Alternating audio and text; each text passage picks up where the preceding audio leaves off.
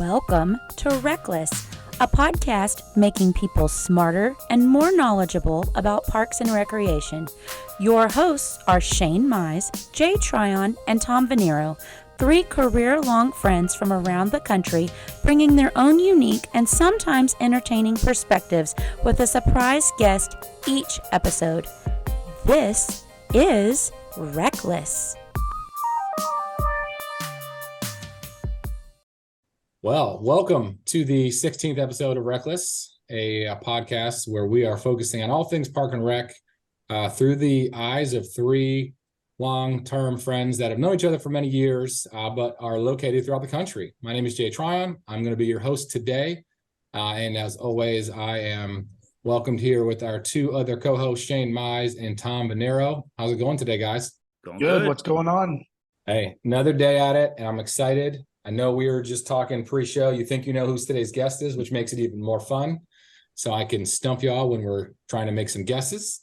But before we jump into the guest, I have a question. And the question is like super relative to what I just did today. So I know we kind of always have a little pre-discussion before we have our podcast. And I ran a onboarding training this morning for new employees that have started in our department over the last several months.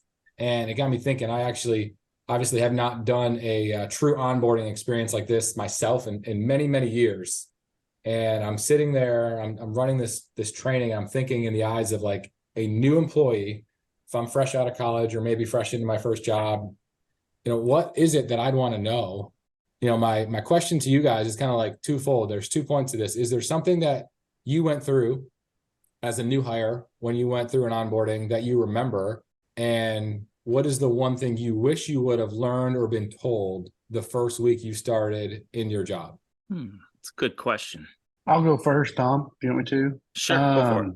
The craziest onboard experience I guess I had was I got hired in Fort Worth my first day, and it's my first full-time job in the field. I'd been an intern with the city of Arlington Parks and Rec coming off my master's.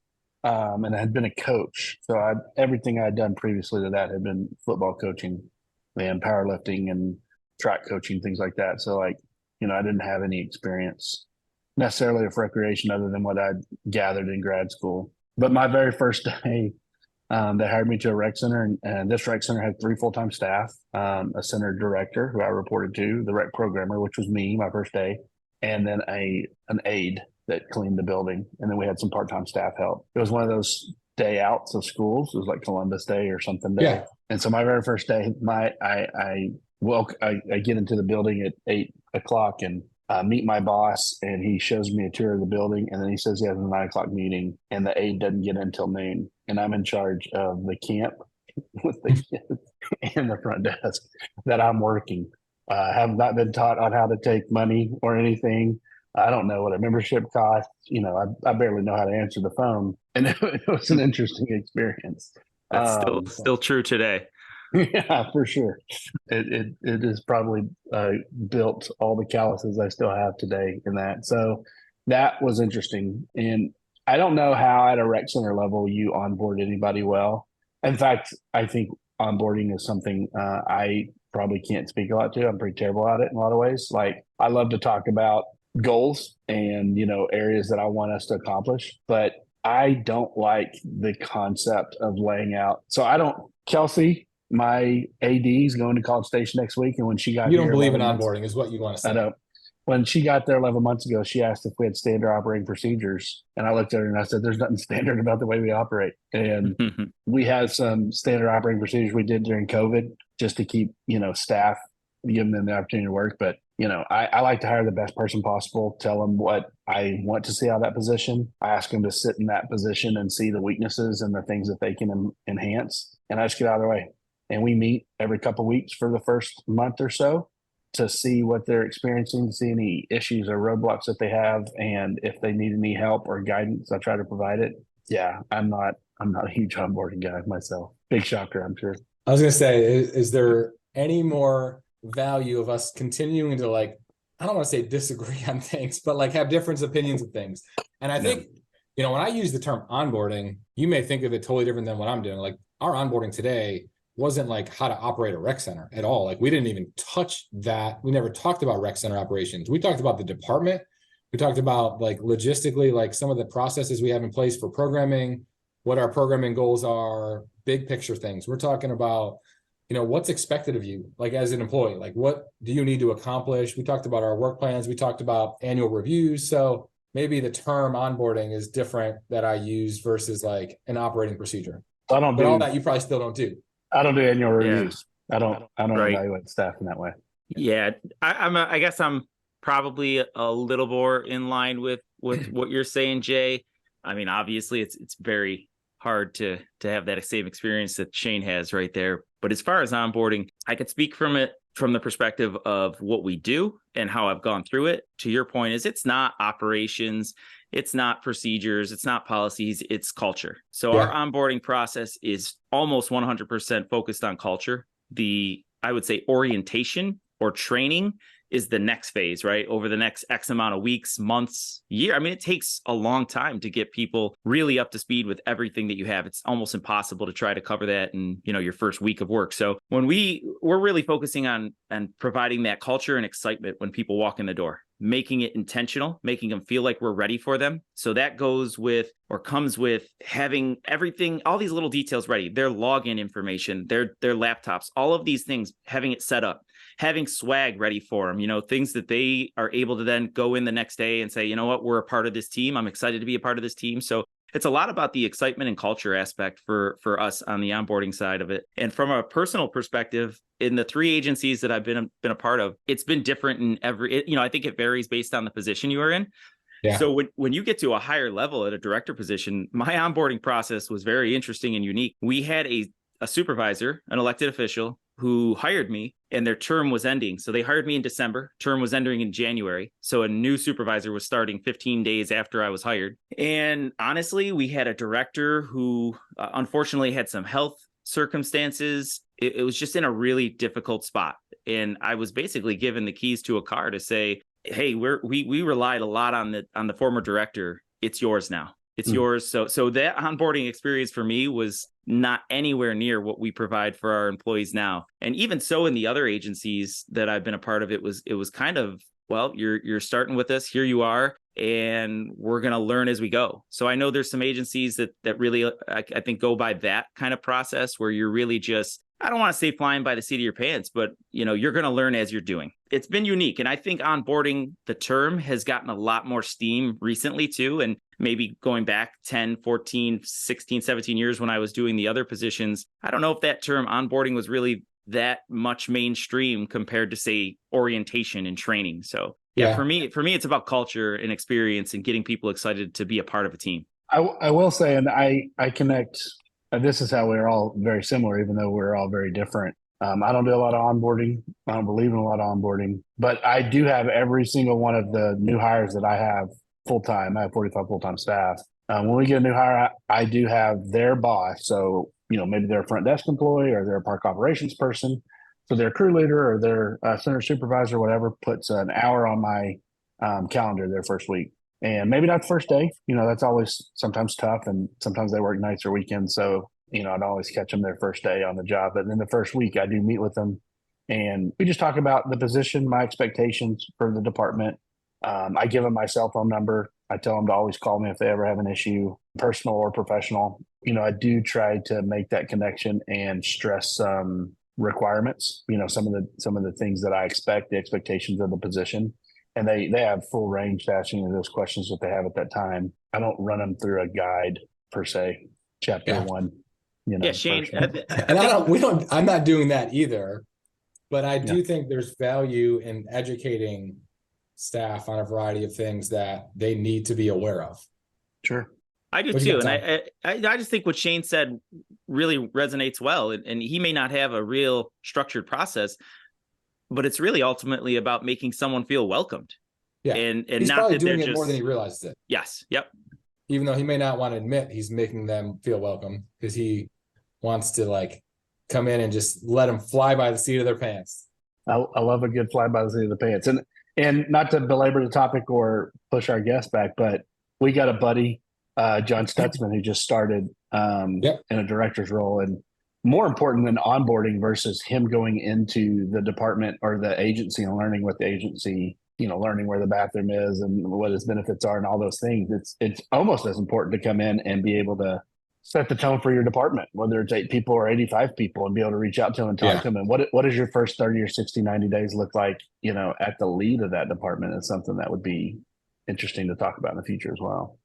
Yeah. I mean, it's definitely different, like Tom said, by position. So, but I think it's a great topic because we may get into something like that with our guests. So I'm going to transfer over to giving y'all some hints and see if we can stump y'all today. You got a guess? Go ahead. What's your guess? She works at NRPA. Wrong, my man. So today's guest, we have not worked with this person individually or collaboratively before, but we all do know this person. Okay. One of their first jobs was a trip guide leading backpacking, sea kayaking, and rock climbing trips. They are a former Academy extern recipient. So that narrows the list down a little bit more. This person has presented a variety of state and national conference sessions. So you would see the name. Our guest today has a very diverse working background. And this is the first guest we've had that works in a different park and rec capacity. I think I have an idea. Oh, okay. Do you want more hints, or you want to try to solve the puzzle? I don't want to solve the puzzle, but I do want to say that maybe association or artificial intelligence as an acronym might have something to do. I'm just throwing something out there, but I could be completely wrong. If there's no association, then I'm out. Nope, you're out. Both. I stumped both of y'all today. So today's guests, they oversee a budget that has $79 million in appropriations, and they bring in $20 million of revenue annually. Okay. Any other guesses? That's a big department. Hold on. You said that they don't work normal Parks and Rec. What was the hint there? What was it? Their current work is in an area of park and recreation that we have not had a guest in on this show yet. So in other words, they do not work for a municipality or a city or county or town agency. Or a district. Correct. Y'all have no idea, and I love it. I don't want to keep them waiting. Our guest resides in North Carolina. Still nothing. And our guest today is the Deputy Director of North Carolina State Parks. Shane just said it under his breath. Didn't say it very loud, but he did say Kathy Caps. Welcome to the show. So excited to be here. I really enjoy hanging out with all of you, so I know this is going to be a very fun next hour. So I got it. I nicked it. You did. You kind of whispered it. I don't know that Tom heard it. No. You said it under your breath. You were like, Kathy Caps, and I didn't want to give you the acknowledgement that you got it right, so I wanted to keep going. But yes, you got it right. I'm never guessing again, but really happy that Kathy is here. Welcome to the pod. Woohoo! So a little bit of history. Kathy and Shane and I, we've all known each other for many years in different capacities. Probably most of the time that we were in communication with Kathy, she was working with Raleigh Park and Rec. But I really just want to have you talk about the transition, going from a municipality, going from Raleigh to a state parks department. What has that been like? What is your role like? And just want to share your time with them and how that's been. Awesome. Well, thank you for having me on the show and talking about most interesting or crazy onboarding experience. When I made the transition from City of Raleigh to North Carolina State Parks, it was in the middle of COVID. It was December of 2020. They gave me a start date, and I showed up on that morning, and I was met by the director's executive assistant. She was the only one in the building besides me. We were both in masks.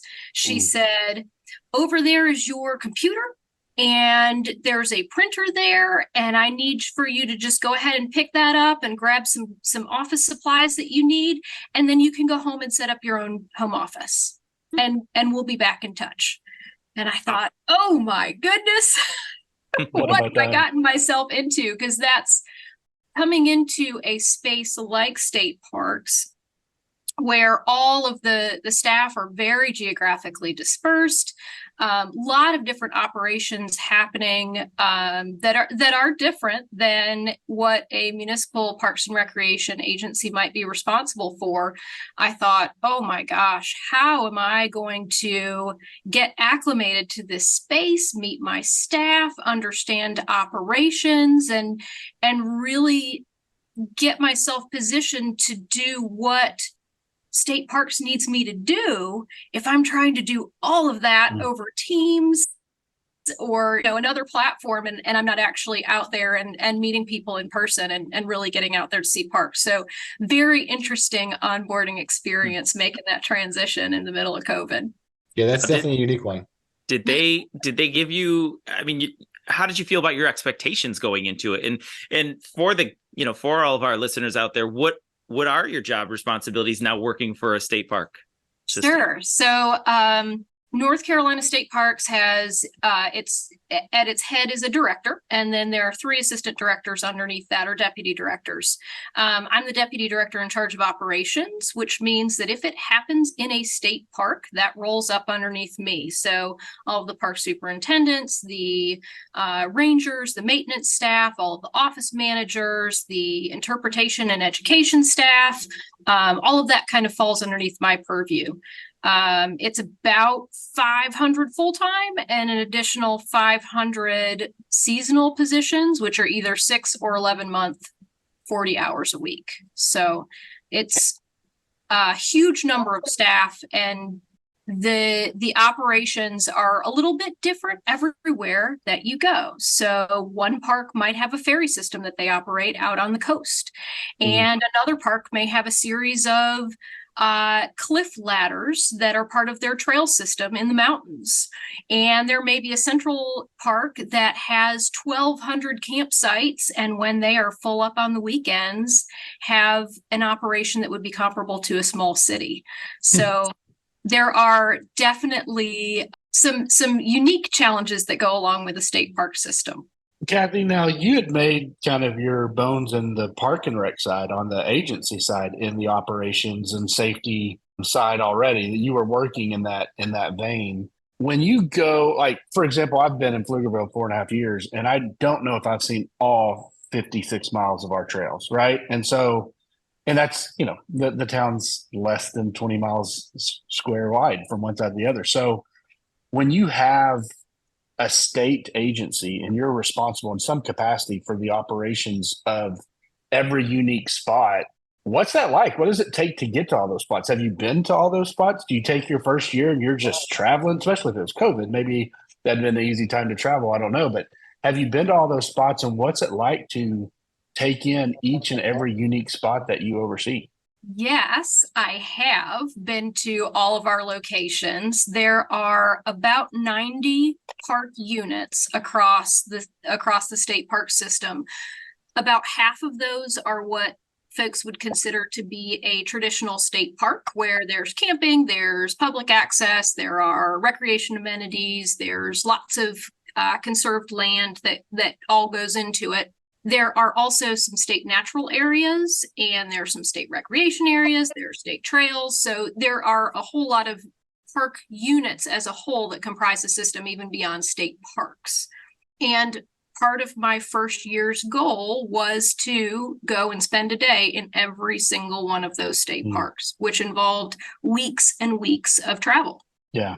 A lot of out of office time. Absolutely. Oh, yeah. And what I'll say too is, going to spend 8 hours in a park that's 20,000 acres is really just scratching the surface of what truly happens in that space. And so there are probably going to be learning opportunities for decades to come. And then I won't have seen everything that there is to see. And I think that's one of the things that makes it unique and special too, is that there is so much opportunity for the public to be able to explore and still have a little bit of that wonder and awe that goes along with some of those incredible vistas and wide open spaces. So I want to tell a little backstory about New York and then ask Jay a question that feeds into maybe what Kathy can offer.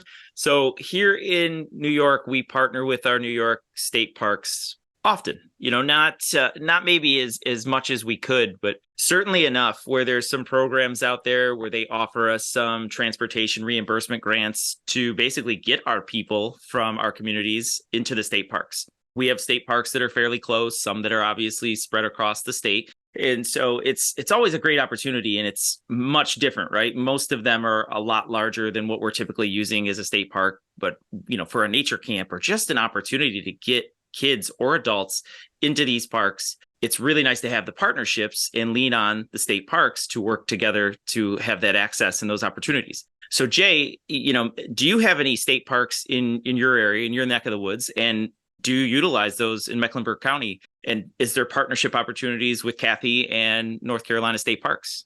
And Kathy's second question there is, how do you approach now going back to agencies? The agencies that agencies like you came from to engage them and get them out into your parks?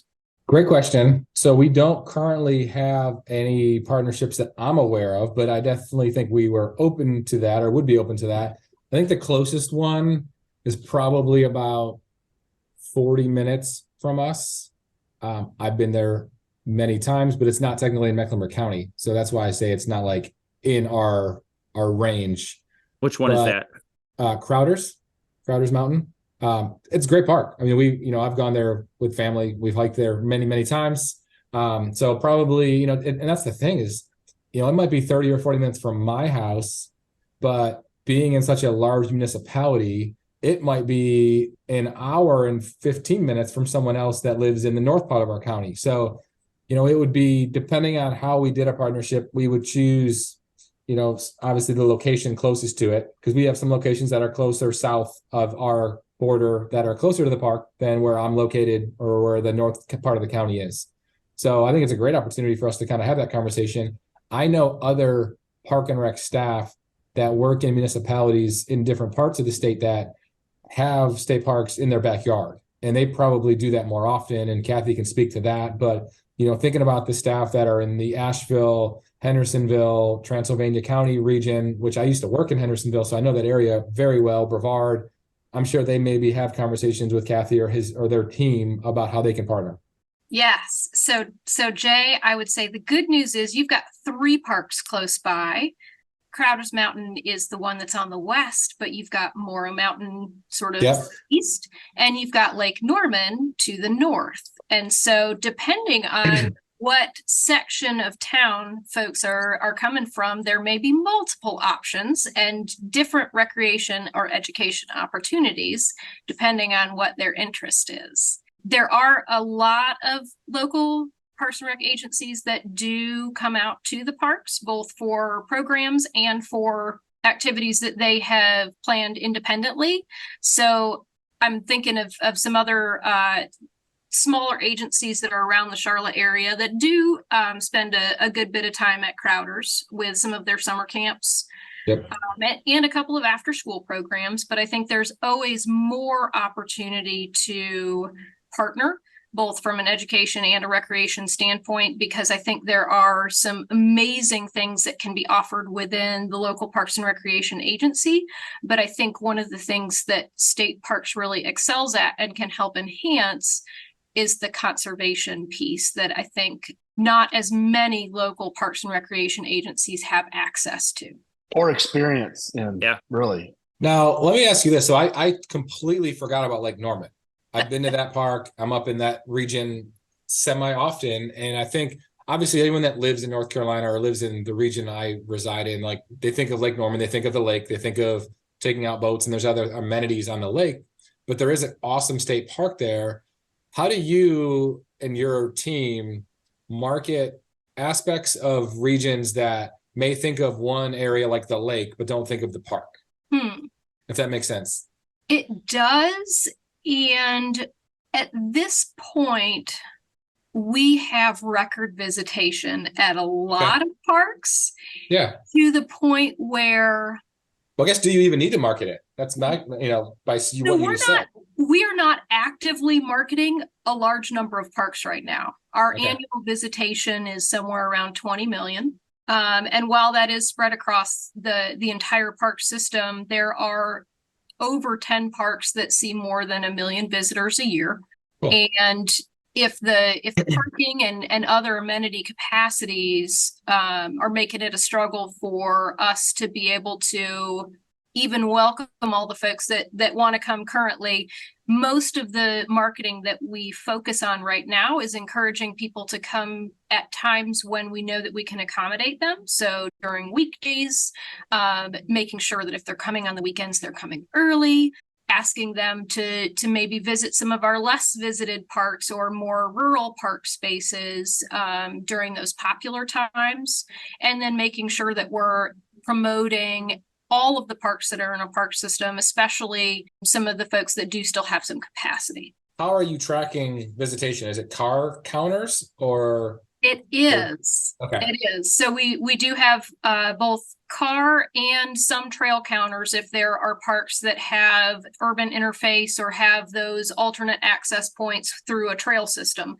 And then we partner with a university that basically comes in and helps us through a validation of that vehicle count every 5 years to make sure that the multiplier that we're using for the number of people in a vehicle is appropriate for the actual visitation that they're seeing.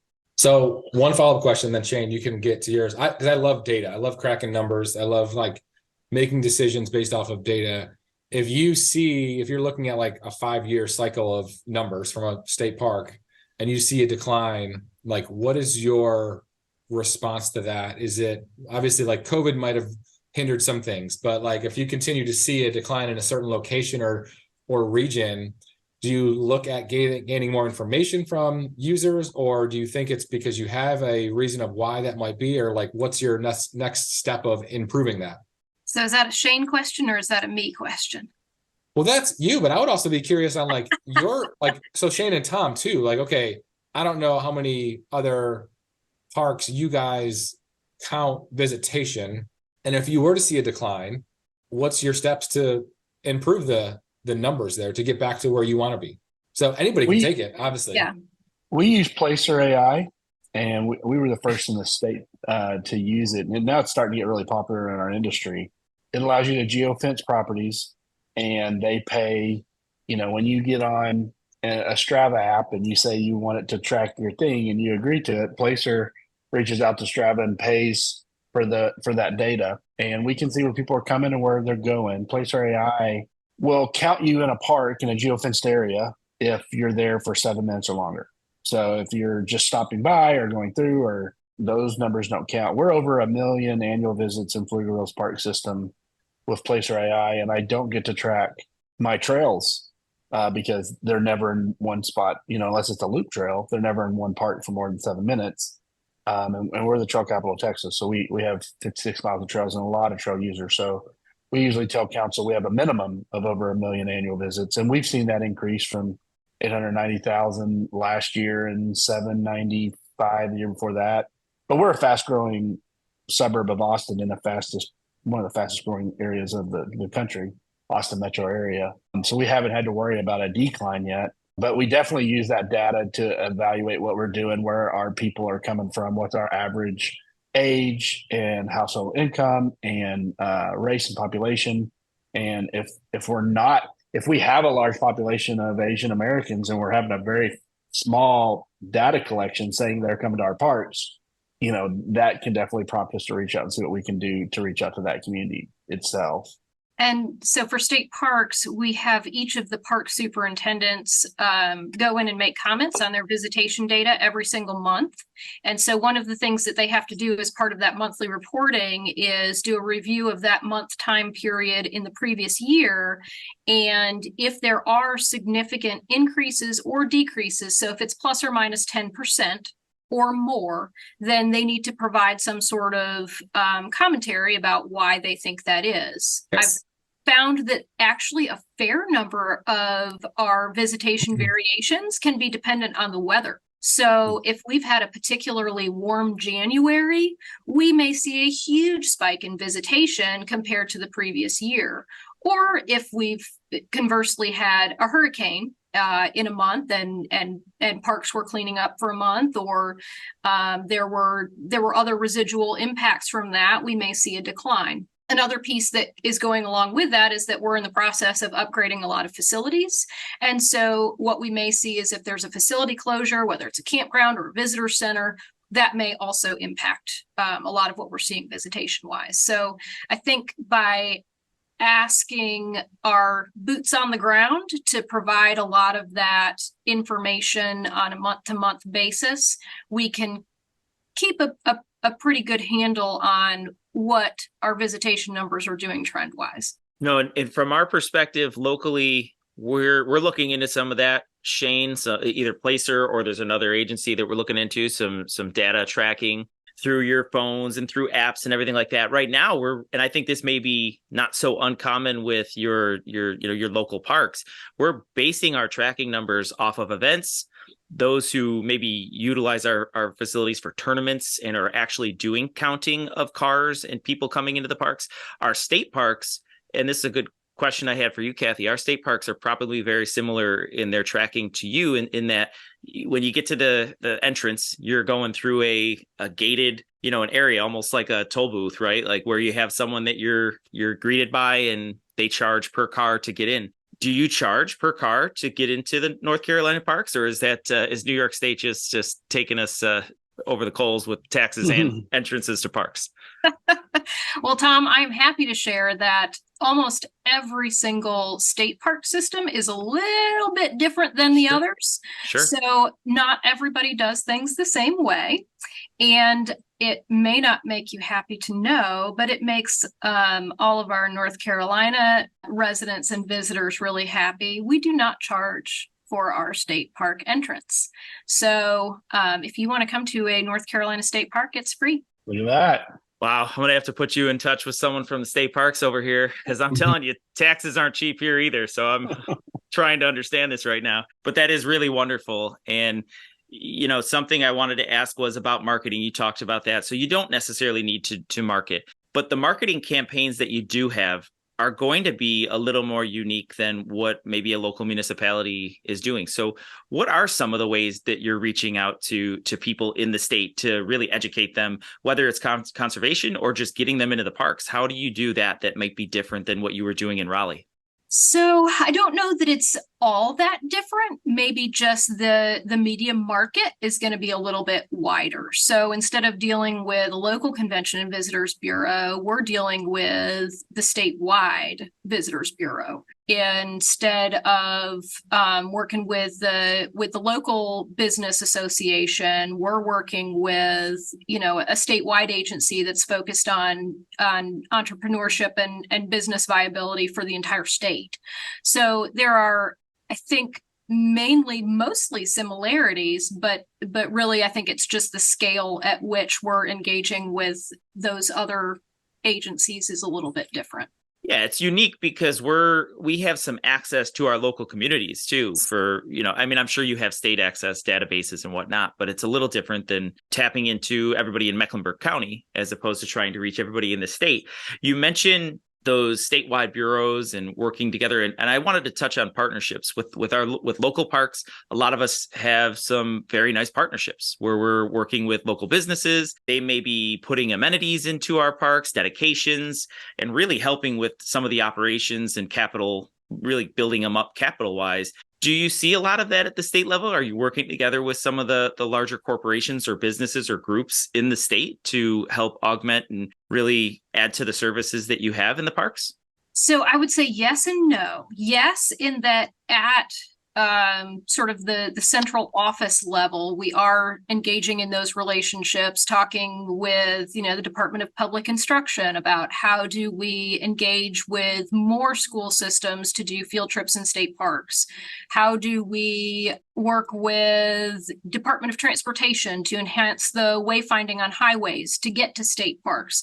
So there are lots of those larger collaborations that are happening, but at the individual park level, they are all located within communities, and the superintendent, the rangers, the maintenance, the office managers at that state park are really embedded in their local community as well. And so they are working with all of their local resources, whether it's the emergency response agencies or whether it's the school district there, or all of their local businesses. Some of the most wonderful special events that we host in the state parks have been broadly embraced by and supported by community businesses, and they're really being some innovative leaders in the state park space at the community level.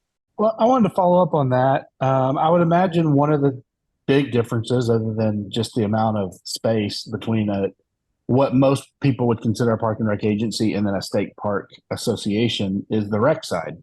I'm sure you have some sort of rec staff, maybe interpreters and things like that, but it is way more park centric when most agencies that serve a municipality are usually a lot of times either 50-50 or you'll see a lot more rec. Like they'll keep the trails open in the parks, but they have a couple rec centers and pools and et cetera. So what does programming look like? Does program fall under ops, or is that a different branch? And what does programming look like? Are you partnering with people to put on events? Do you have interpreters or other program staff that put on events? Or do you not do a lot of events? Because I would assume those are some attractors. Those are things that bring people to the parks, right? They are, and yes to all of the above, Shane. So all of our programming does fall up underneath operations. We do have dedicated programmers who are actually called I&E specialists, which stands for interpretation and education. In addition to that, we have rangers and maintenance and office managers who all have the ability to provide programming within their park space.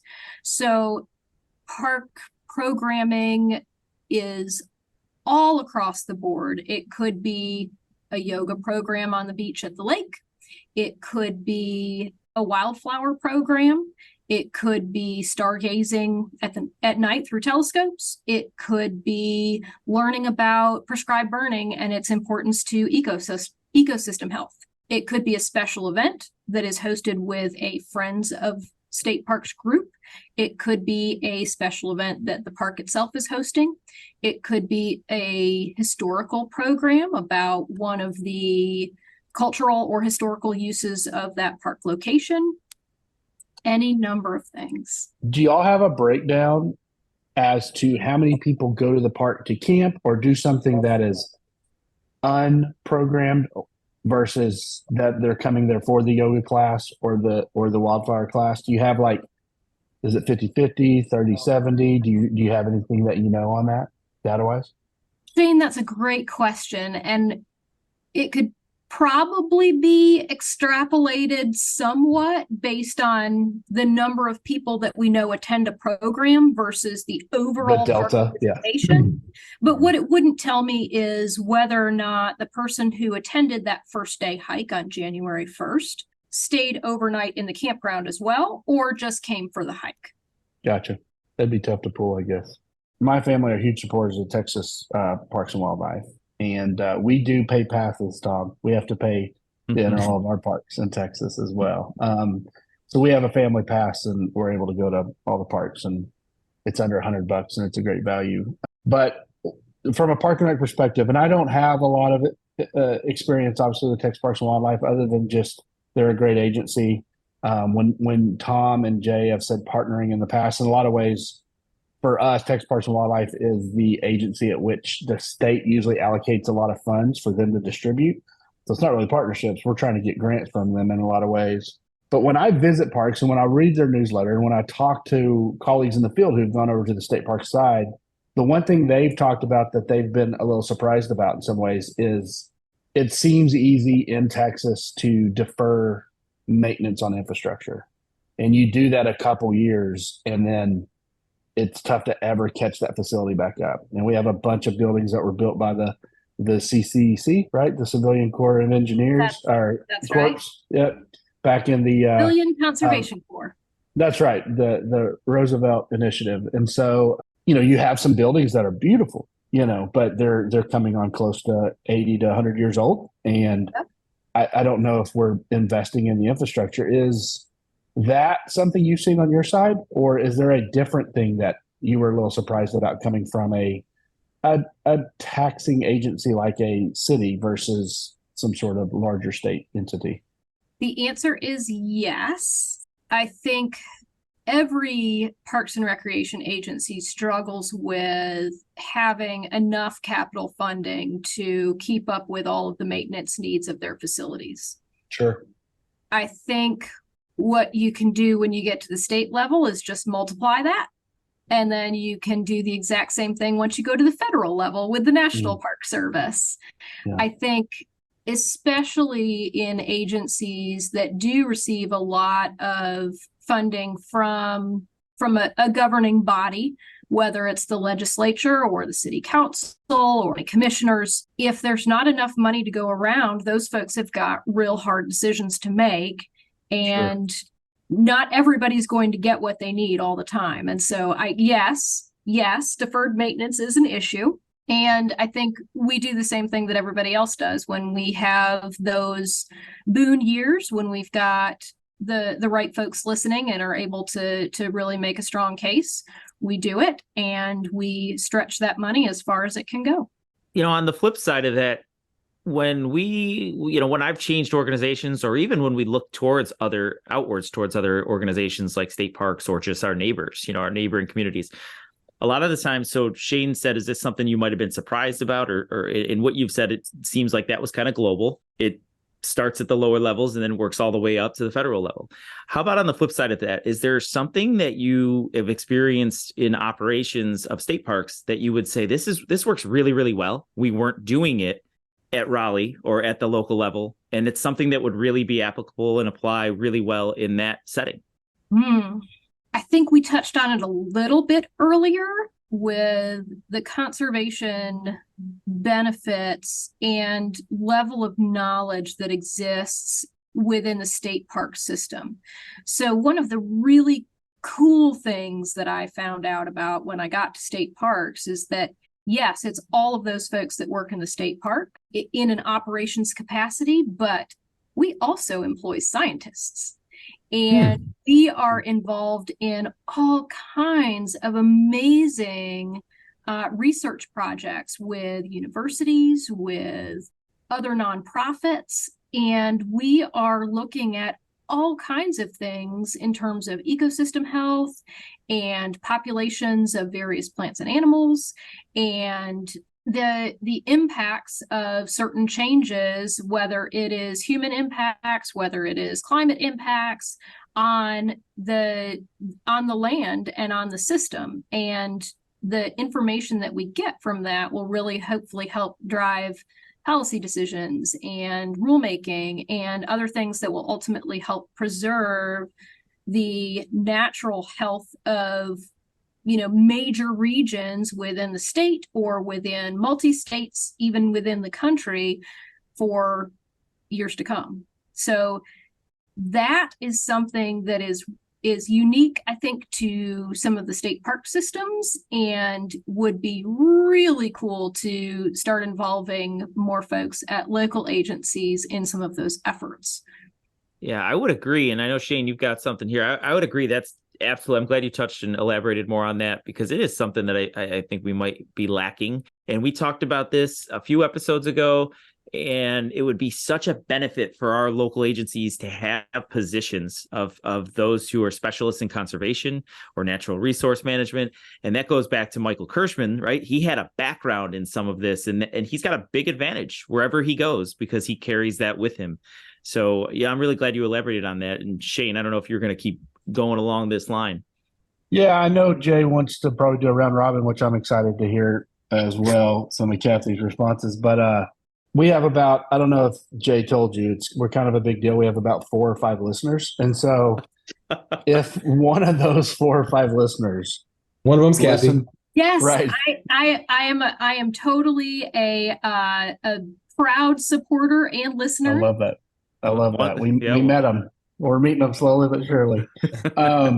If a park and rec professional listening to this thought that park and rec as the industry was the only thing they could do, and hearing your transition made them realize that a state park is maybe something they would be more interested in, what would be your recommendation for them to start making that transition? How does a rec programmer or a park ops superintendent or someone that's in a more traditional park and rec position make the transition to a state park position? Because the titles are a little different. Sometimes you see things like, whatever an interpreter education person was, it's not called that. You're applying for an EIS 12 online. So how do you That's how do right. you lead someone through that transition to the state opportunity?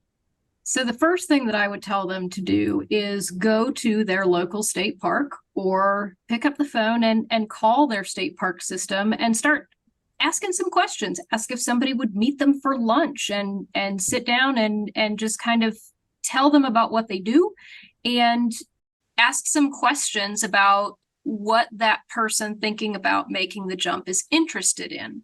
Because there are so many different kinds of positions within state parks. Like I mentioned before, there's the scientist aspect. There are project managers and construction managers. There are rangers. There are superintendents. There are park managers. We've got lodges where we have housekeeping and we have full-time kitchen staff. So Do you have anybody that stays? Texas Parks and Wildlife some has actually residential areas for staff, like they live in the park. Do y'all have any of that? Wow. We do. Almost every park has some kind of park housing. Yeah, we had our last intern. We'd love to have retained him because he was phenomenal. And that's what his goal is. His goal is to go into the state parks, and that's where he went right after, was to find, and it was temporary. It wasn't a full-time job, but something where there was housing in the parks. I was fascinated by it. It's just not something that I'd been accustomed to or even aware of. So there's opportunities like that for those who might want to find, literally a home in the park system. There are. And so I think really then it gets into what is that person interested in? Because if they want to become a ranger, then we might want them to show some experience with programming. Or do they have an expressed interest in law enforcement? Or are they interested in providing medical response? Do they have any experience with search and rescue? Some of these other core skill sets that are typically involved as part of a ranger role. There are also opportunities for people who are wildlife biologists who are really interested in doing surveys. Or we actually have a fire management officer. We have regional fire crew bosses. We have folks that 24/7 get to burn stuff. That's a marketing campaign right there. They're a little pyro. Yeah. But all of that supports ecosystem health. It supports North Carolina has one of the most wildland and urban interfaces than any other state in the country, which means that there's a lot of risk with wildfires in North Carolina, with them traveling basically out of forested areas and into places where it could be really dangerous for both people and property. So there's a whole lot of benefit that goes into prescribed burning, and we've got a really strong program. And for folks that are interested in that's their fit. So I think really it's a matter of what is somebody interested in, and then they can start to build some of the experience and credentials that go along with that. Do they get to wear a really cool uniform? Absolutely. Do you have a uniform? I do. That was one of the most interesting and fun professional development experiences that I've done in a little bit. I actually went through, and I am a level 2 certified wildland firefighter. Wow. Really cool. So new rule moving forward with guests is if they have a uniform, they must wear it, even though listeners don't see us, but we see each other. I want to see a hat, the little things on it and everything. That's awesome. Well, I'm going to play a little game. I know Tom loves when we play a game. So I have a couple quick questions. First thing that comes to mind for you, Kathy, and Shane and Tom can add others if they think of something. First one's easy. What's your favorite state park in North Carolina? Should be easy. Maybe it's not. That is not an easy question, Jay. It's like picking your favorite kid, right? But we know absolutely Tom has a favorite kid. I'm sorry. It's Amelia, of course, my daughter. Oh, That's not true. oh, That's the not tides true. have turned. I need to name drop a lot more, so thank you for that. You do. So as deputy director for all state parks, I do not get to have a favorite state park today. And I would argue that every single one of them is so unique, it would be impossible to choose just one. Okay, so new question. I am going to meet you for lunch next Tuesday. I'll go to any park you want to meet. Which park should we meet at? You pick. How long do you Good have? answer. As long as you need. Because the drive from Charlotte to some of them is at least a solid 5 to 6 hours. We may do a pod at one. Yeah, I have 8 hours. RecLess on tour. There you go. So let me ask a follow-up to that, since the very politically correct answer was given. How about outside of North Carolina? Do you have you have to do market research, right? So you've got to check out so give us a state park, give our listeners a state park or national park or local park that you just absolutely love outside of the state. Dead Horse Point State Park. It is in Utah, outside of Moab. Fabulous Utah spot. has some phenomenal facilities out there. Yeah, that's awesome. Okay, here's my round robin. Best meal you've had at a state park commissary. Well, so one of our state parks has its very own conference center and full kitchen. And one of their talking points and one of their sort of claims to fame is that they source 90% of what they serve locally.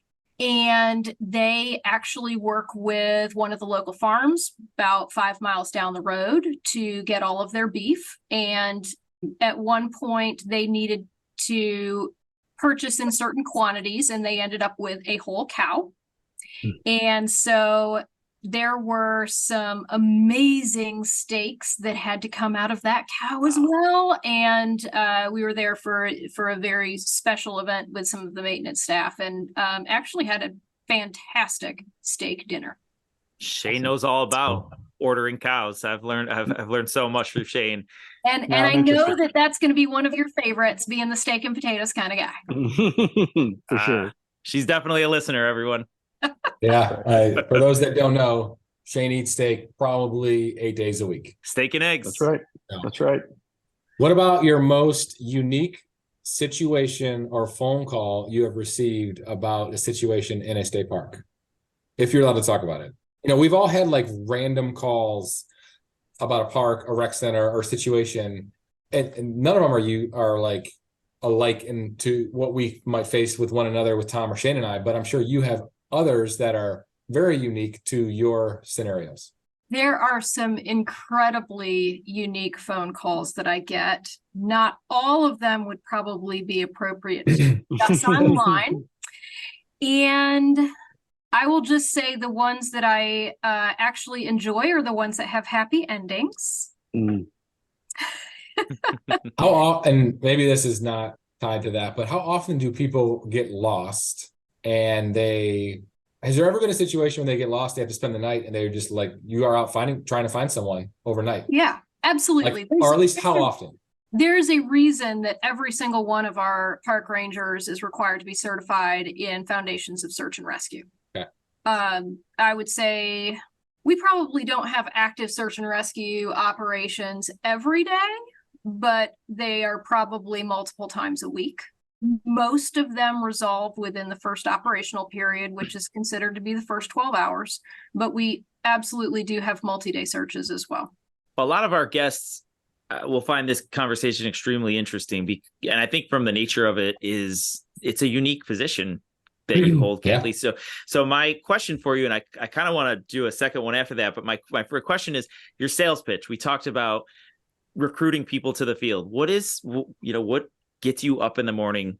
What's your favorite thing about this job, if you have it? The uniform, right? That's got to be. Yes, I mean, that's our favorite thing. I think state parks are so many different things to so many different people. They can be the place where people seek solace and rejuvenation and healing. There are also people who come to experience challenge and push their limits and be in intense competition. There are people who are out there to be out of their comfort zone or learn something new. And there are folks who are there to better understand the world that they live in, and that it's a space where it makes them feel a part of something bigger than themselves. And I think what gets me up in the morning is knowing that I get to be a part of that. And I get to support the people every day who provide those experiences for the public. And that's really powerful. Yeah, that's wonderful. I have a follow-up to that. So it's not your favorite park. That's not the question. But there's got to be a park amenity, a park location within your system that you think's a hidden gem, that you're shocked more people don't take advantage of this amenity or go to appreciate the wildlife, the beauty, the slip and slide, whatever. What is the hidden gem, in your opinion, of the North Carolina State Park system? That's a fair question, Shane, and I'm going to answer that one. He's smarter than me. I would send them to Merchants Mill Pond State Park. It's in the northeast part of North Carolina. It is a incredible cypress swamp. And the best way to see that park is in a canoe. And you can get out in the middle of the swamp, see the Spanish moss dripping off of these cypress trees. And you look at this landscape, and it would not be at all out of place if there was a brachiosaurus that all of a sudden came wandering through the swamp. I mean, it would make you think, oh, well, that's actually makes sense here. Sounds like the Notebook meets prehistoric times there. I mean, it sounds Jurassic Park. It is an incredible space. I think we need to record a podcast in a canoe out at a state park. Even though I don't know that I can picture Shane canoeing. I've done it. I've done it. You know, as long as it's not on a skateboard, we can do a podcast anywhere. Fair enough. Okay. We'll try that one too sometime. Well, I have one final one for you, Kathy, unless the other guys have something. But what is one thing that most people don't know about state parks? I know we've talked about a lot, that you would like them to know before we finish today's episode. There are a whole lot of visitors who are coming to these spaces for a variety of reasons to enjoy. Yeah. I think patience with park staff when it's crowded and busy and you want what you want when you want it. I get it. But if everybody wants everything at the same time, it can be daunting. So little patience and grace would be great. There are a lot of new users in state parks as well. And so I would encourage you to familiarize yourself with leave no trace principles and ways that we can be stewards of those spaces in ways that will make them available for everybody to enjoy for a long time. And then lastly, all of our state parks need lots of love all the time. And it doesn't matter what state park system you live close to or in. If you are interested in getting involved with them, I encourage you to volunteer. You know, as we're wrapping all this up, I think we on the Park and Rec agency side, Jay and Tom and I, are working through the impact of the digital age, right? Parks are sometimes less appealing than that video game. They're sometimes around the corner or down the road, or they're a half mile away. So it's in some ways easier to stay home, stay in the air conditioning unit, play on your phone, play on your device. But our parks are still pretty close to our residents, right? Your parks, normally no one's walking to them, right? They have to do another step. They have to dedicate some time or a week or a day. You know, they have to pack, they have to get in a car, they have to drive that location. I've always said, as long as agencies own the spaces, we're going to be relevant, right? As long as cities own parks, we're going to have some sort of relevance in the growth of that city and the quality of life. And I would assume the same thing happens with state parks as well. As long as y'all own those spaces, you'll always be there. You'll always be relevant. But in the digital age, what are y'all doing to try to recruit, engage, and, you know, help a new generation fall in love with outside spaces, Are you doing anything VR related? Are you trying to say, okay, this is the world they live in? What does it look like if we put some sort of virtual reality screen over something? Or are you just saying, no, we'll never be that. We'll never have plugs and trees. We are the outdoor component. And, this other thing will eventually run its course and will always be an amenity that's provided to them. So I don't think that VR could ever replace the actual experience of Sure. a park, right? That being said, there are a number of spaces that we operate that are so rugged and so difficult to access that not everybody may be able to see everything that a park has to offer. And so and you're talking about not so much a 16-year-old kid that is addicted to his phone. You're talking about maybe wheelchair bound individuals or things. Yeah. Okay. Or, somebody who is 2, who probably is not going to do a 10-mile round trip hike. Or Sure. somebody who is, 75 and just had a knee replacement. They're probably not going to be able to do that, strenuous trip to the top of the mountain, or that, that the hike up the, couple 100-foot dune. So I think there is opportunity for us to further explore how digital can enhance and create access in ways that will allow more people to experience parks that can't otherwise. Is any agency out there doing that well at a national or state level that you are like, wow, they're starting to put some pieces together? There's some really interesting products out there right now with VR specifically that allow people to engage in interpretation and programming from different points in a park using their phone.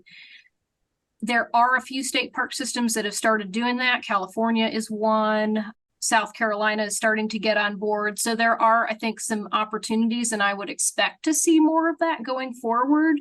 I think we'll kind of have to see what engagement from the public looks like with those elements to see whether further investment's warranted.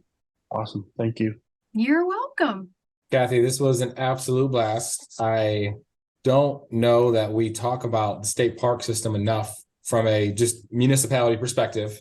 And as someone that goes to different state parks or visits parks all the time, like I don't even talk about it as much as I probably should or could. So I enjoyed the knowledge that you brought upon us. And I know there'll be more conversations about this topic, I'm sure, with others. And hopefully this leads to more engagement with people that listen to this episode and want to learn more about their state parks, regardless of where they live, whether in North Carolina or Texas or New York or Missouri or Illinois. So thank you for your time. We appreciate it. And it's always a pleasure to see you and talk to you. So Very much cool. fun to spend time with you all this afternoon, and I can't wait to see you again soon. Yeah, it was great to catch up, Kathy. Thanks for joining us. Blast from Bye. the past. See you. Take care. Nice work, Jay. That was fun. Kathy's always been one of my favorite professionals. She's pretty spectacular, and what a great story too. Very unique. Yeah, it's funny because I knew we all knew her, and we all knew her from the municipality side of things and worked with her maybe on different projects or just knew of her through conferences. Well, But, yeah. her transition is so different. And I don't know anyone that's done that. And I love hearing about it. And, I'm sure it might pique some interest for people to learn more about state parks. I don't think we've really me personally had great conversations about this with her since the transition, right? Because we're wrapped up in our own little worlds. But just to go back on that, you talked about where we've worked. My first exposure with Kathy was through the YPN. Yeah. Yep. So that's what it dates back to for me anyway, which is really cool. I remember I had previously, all of us have been Academy externs. And at some point, I think they've all asked us to score in coming years. And one of the years I was asked to score a group, it was Kathy's year. And I remember there was a huge number of people that had applied, and she just stood out. I mean, even what she was doing before we got to meet her, I was super impressed and always been super impressed with her. She's always such a genuinely happy person. How she transitioned, how she projected on the chat has always been the experiences I've had. She's a genuinely happy person that's super knowledgeable, and what a great park and rec professional. We're lucky to know her. And I hate that I don't get to talk to her as much as I used to back when we were all in the YPN, because she was a really great resource back then. Yeah, I agree. She's been great to know over the years. And I knew it was someone that we all had similar connections to and would be able to relate to. So like when I was thinking about giving her a call about this, I'm like, she's a perfect guest from the background that we all know, but then also just like her new plan of operations of what she handles is totally unique to what we do. And, we can learn from that.